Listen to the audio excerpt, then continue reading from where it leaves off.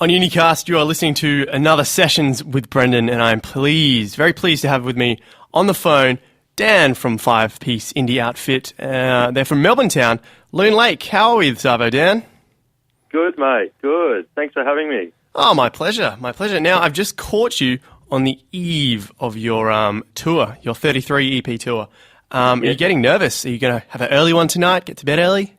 Yeah, we're shooting off at about 6 tomorrow morning. So, yeah, there's a little bit of nerves, but, we're pretty confident with the show now. We've been rehearsing this show for a good couple of months. And, yeah, we're pretty confident. It's going to be good. Confidence is always a good thing, I suppose, to have. Yeah. But now, before we talk about the tour itself and your new music and your new EP, I just wanted to clear a few things for our listeners, really. So you're a band out of Melbourne. There's five of you. You're playing with three brothers, and the other two, you're all mates. So did you first decide to play music as simply as it sounds, or is it a bit more into it than just being like, hey, let's play some music? Yeah, look, Sam's the lead singer. Me and Sam met in Turkey, believe it or not, about 10 years ago while we were backpacking around sort of Europe. Mm-hmm. And, he had a guitar and I played guitar as well. So we sort of, we jammed a bit and just kept in contact. And, we sort of, back then we said, oh, look, one day we'll get together and we'll write some music and da-da-da. And didn't think too much of it. And I returned from Europe and Sam was in Melbourne. And we just thought we'd have a jam and, we just sort of took off from there and wrote some songs and put it onto Triple J and, and that's how it sort of worked. And and the brothers obviously sort of have all played together over the years and, so it came together nicely. Sort of like a bundle, a 3-pack you sort of get. Yes, a little bit like that, yeah. Little bonuses, I hope, anyway, not burdens. Yeah. Exactly. Okay, so starting out as a musician, what sort of artists sort of perked your ears up to really get you to start writing music and sort of be passionate about it beyond more than just a listener?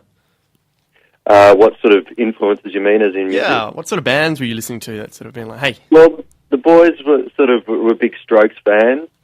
And, I was sort of more based around the 60s and the 70s sort of music.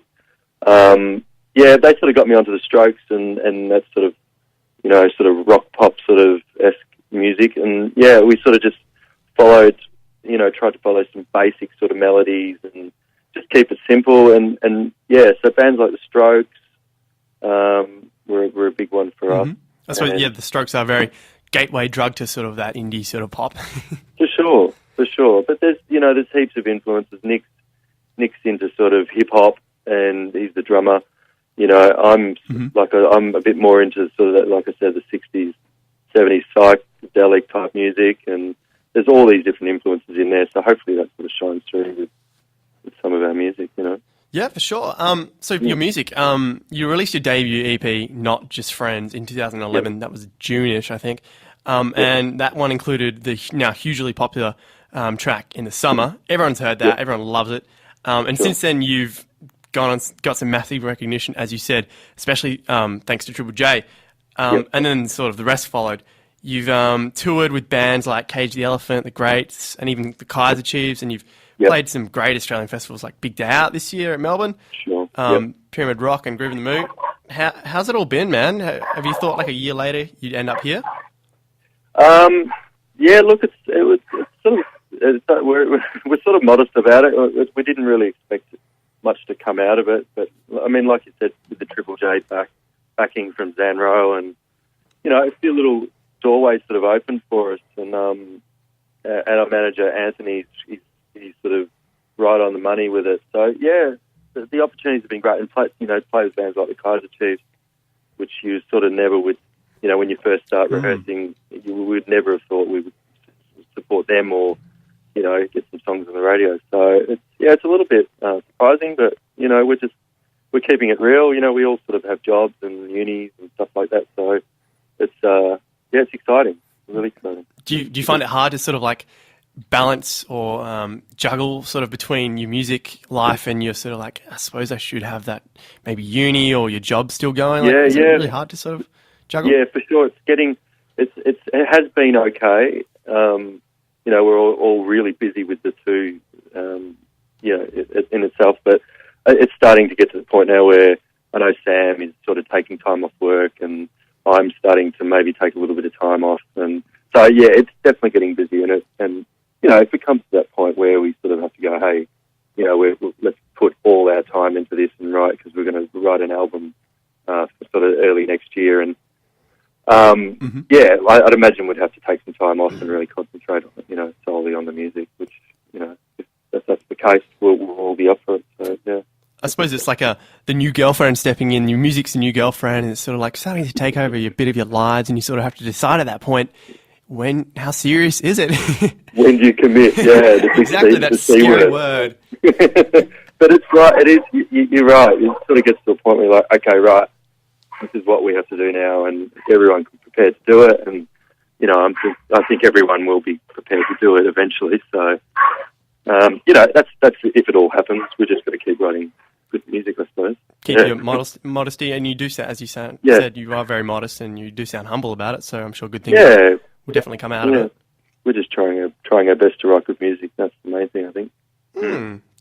Okay, so you've always been a band, as you said. You just said write good music, and you have been writing good music. You've always been a band who sort of really know your way around like a catchy riff, or you know how to drop a great hook. Do you reckon that's changed much since your debut? With your new release, have you sort of changed? Do you look at yourselves and be like, yeah, we've sort of changed as a band in our writing style or anything, or is it sort of more progression since? Yeah, definitely. I think when we originally started, it was really simple, simple structures and simple hooks, and I think now we're, obviously on this EP we used a producer, and that sort of, that will shape you in a different direction as well. And, I think you grow as a band, and you try and write something that's with a little bit more substance. Mm-hmm. Look, we still feel that having these big hooks and stuff like that is important to us. And, definitely Cherry Lips is a different, going down a different route. Mm-hmm. But, the EP, I don't know whether you've heard the whole EP, but, it's a little bit varied. There's a lot of variation along the board.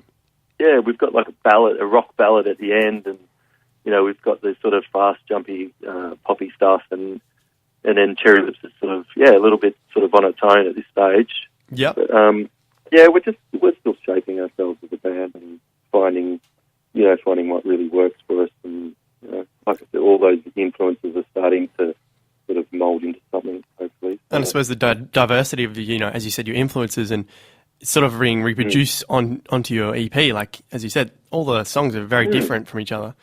Yeah, and with Sam's vocal, is I think it's sort of a unique voice in its sense. Definitely. And as long as he's sort of, following the same melodies and stuff like that, it'll still give us our sound, Of course. So, it's interesting to see how it will shape in the next year or so. Yeah. Yeah, okay. So the EP you've just released, 33, it's your second one, but this time the way you've released it, you've sort of been giving something a little back to the fans, for like a bit more cliched term. You've given a free track each week leading up to it. So was this a clever means to get your stuff out there, or is it a bit of a try before you buy? Like, what's the deal? Who came up with that great idea? I think our manager sort of, obviously offered that to us, that deal, and we just all loved it. We just thought, this is a great concept, and, it's all about the music. We're not really worried about too much about the money at this stage, and, it was just good to get them out there and see what people were saying and what they, it's a good way of, I suppose it's a marketing ploy to get your music to more people, and that's what it's all about. Get people to more shows, and not necessarily. And we've had great sales, regardless of that. So it was surprising. A week on, yeah. Yeah. So I think it's a great idea. Maybe that's something for the future of music, or it's going that way. I think more sort of free downloads and all that sort of business. So, exactly. I suppose getting it out so as many people can hear it as possible. Exactly. That's what we're after. Yeah. How long has it taken to put together this EP as a whole? it's a bit of a lengthy process. I think we recorded in February or something. Yeah. And so it's been a good sort of 6 months, 7 months, I think. But I mean, there's a couple of tracks off this EP that we've had for a while, Bad to Me and other tracks like that. Yeah, so it's definitely a lengthy process. Yeah. How did it compare to, I suppose, making your first EP? Was it a lot different this time around? Well, we used a producer on this one. Yeah.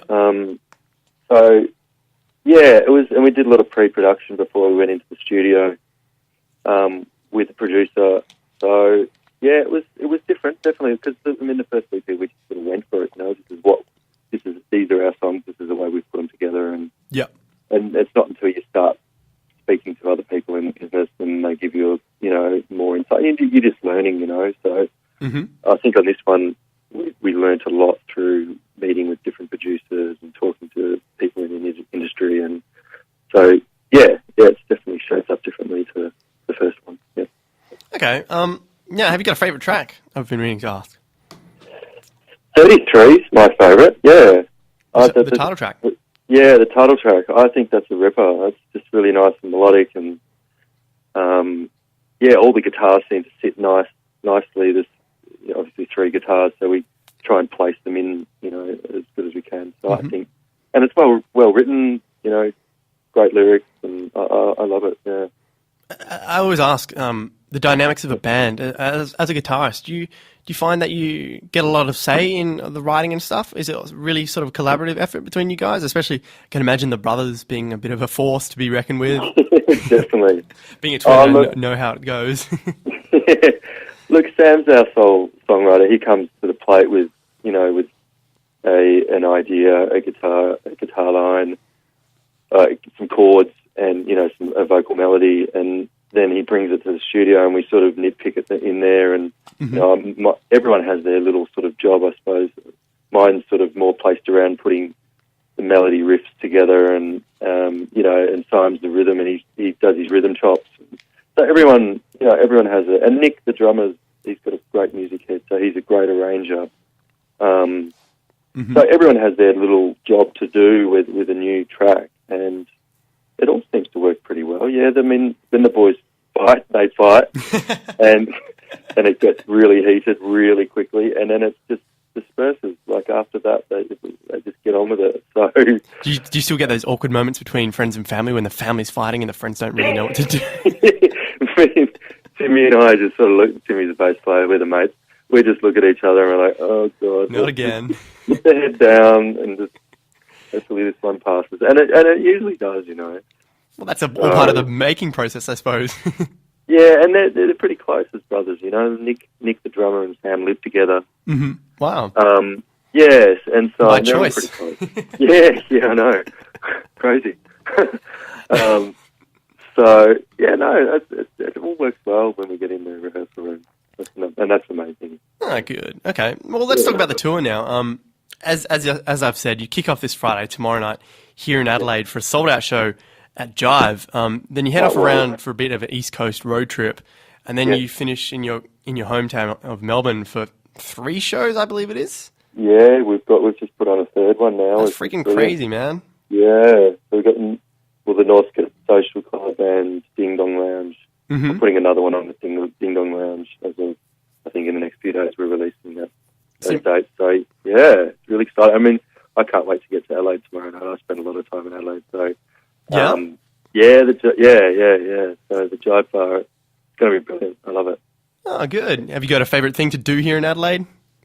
Yeah, well, my girlfriend lives in Sellex Beach. Oh yeah. Yeah, up just up north there. So I don't know. I just like hanging out on the beach there. Well, in summer. It's a little bit colder now down here, man. I don't know if you sort of I'm in Adelaide every couple of weeks, so I love it. Oh, good. Yeah. Can't wait to get there. Okay. So for the tour, you're bringing along with you Cub Scouts and Glass Towers as well. Another 2 great indie bands. Did you sort of handpick those yourselves, or because they're sort of from Brisbane and Sydney? Yeah. We had a bit of say in that actually. Well, look, we try and Yeah, we try and be as much hands-on with that sort of stuff as we can, because we've played with other bands before that haven't really cared too much about reports, and it's stuck in our heads, you know.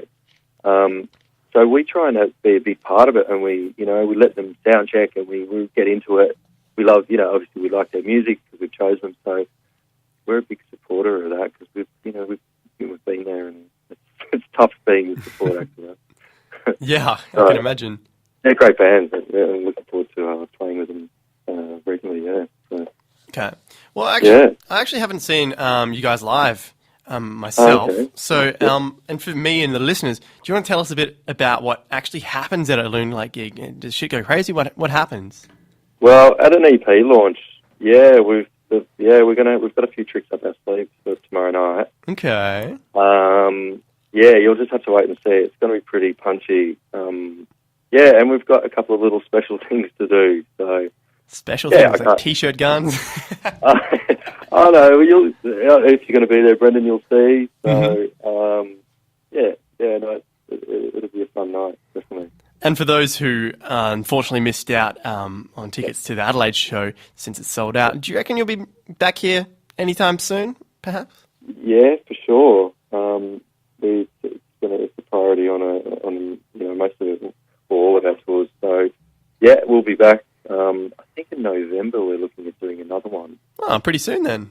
Yeah. So that's in the pipeline now. We're trying to do a dual sort of headline tour. So okay, we'll be intriguing. We'll be back definitely by the end of the year. Yep. Brilliant. Well, that's awesome to hear. I reckon that's all the time we got for, but thanks heaps for speaking with us today, Dan. No worries, Brendan. It's been great. Thanks for having me. No, anytime. I look forward to hopefully catching you tomorrow night at some point. And so best of luck with the tour and the EP.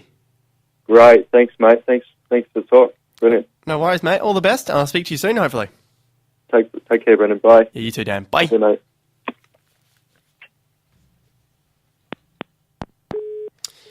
That was the very humble but very, very lovely man, Dan from Loon Lake on Sessions with Brennan. They, as I said, unfortunately sold out their show. Well, not unfortunately, but I suppose. Great for the band, not so good for you if you didn't get tickets. They sold out their show at Jive tomorrow night, but as promised, they will be back before the end of the year with talks of, sounds like to me, a double headline tour with another band. So it's very intriguing stuff. But yes, otherwise they're playing all up the East Coast as well, following Adelaide. If you're up around there doing some crazy shit, full details will be in a gig guide later in the show. This is Session with Brennan, and that was Loon Lake.